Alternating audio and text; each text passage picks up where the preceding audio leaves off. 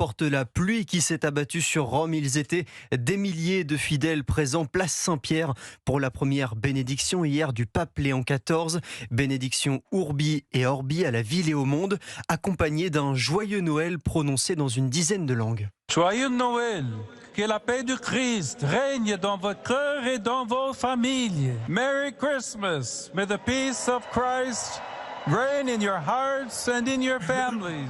Vœux suivis par des millions de catholiques à travers le monde. Depuis la loggia, le balcon de la basilique Saint-Pierre, le souverain pontife a évoqué les nombreux conflits qui déchirent la planète.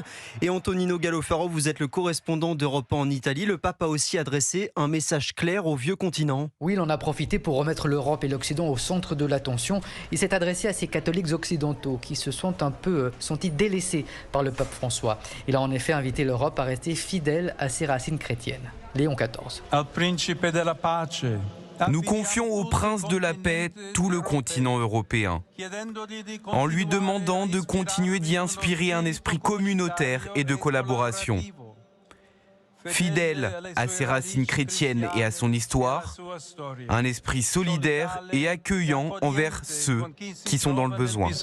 Il a aussi condamné tous les conflits autour du monde et celui qui frappe le vieux continent, c'est la guerre en Ukraine. Il a donc invoqué la paix pour le peuple ukrainien meurtri et appelé à ce que le bruit des armes cesse et que les parties impliquées, soutenues par l'engagement de la communauté internationale, trouvent le courage de dialoguer de manière sincère, directe et respectueuse. Antonino Gallofaro, correspondant d'Europe 1 en Italie.